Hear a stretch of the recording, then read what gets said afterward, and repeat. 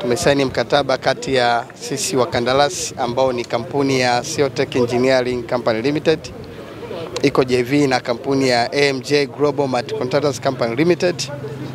Wakati tumesaini na mkurugenzi au ofisi ya halmashauri ya mkurugenzi manispaa ya Geita.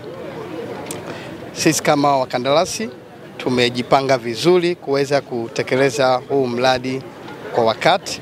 Kuanzia hivi sasa, baada ya kusaini rasmi mkataba huu, tunaelewa kwamba mkataba huu ni wa miezi 15 baada ya kufanya mobilization.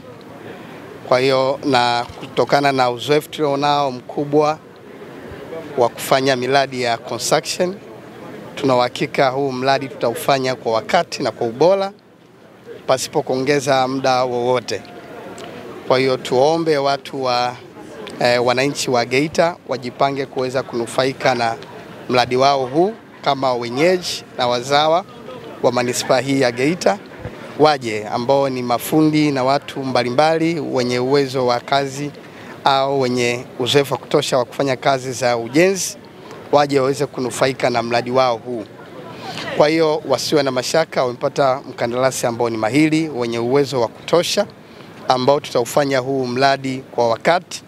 Tuna vifaa vya kutosha, lakini pia tunao watu ambao wenye uwezo na uzoefu wa kutosha kabisa. Mkurugenzi, mradi unatarajia kuanza lini na unakamilika lini? Yes, mkataba huu ni wa miezi 15. Utaanza rasmi tarehe 20 mwezi wa 5 tarehe 20 mwezi wa 6 2026, hadi hapo tutapoweza kuhitimisha kwa miezi 15. Jina langu naitwa Ismail Ibrahim Hamisi, mwenyekiti wa umoja wa usafirishaji mkoa wa Geita wa mabasi. Mimi nadhani hii stendi imekuja kusaidia wafanyabiashara, wasafirishaji pamoja na wamiliki, kwa sababu hiyo stendi iliyokuwepo awali gari zetu zilikuwa zinaenda na maji.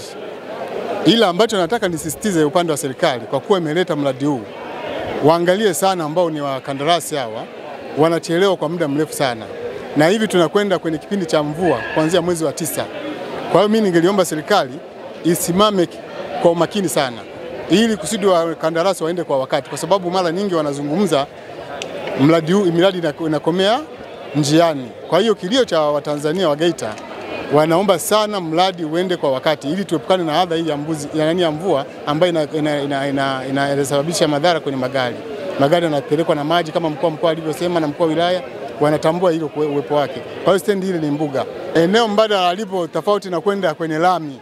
Kutoka stendi gari zetu kuziweka nje na lami. Na pia tunaleta msongamano wa magari tunapoingia katika lami, kwa sababu wale wanaopita wanashindwa kupita vizuri kwa wakati. Mara kwa mara sisi tunapata hasara.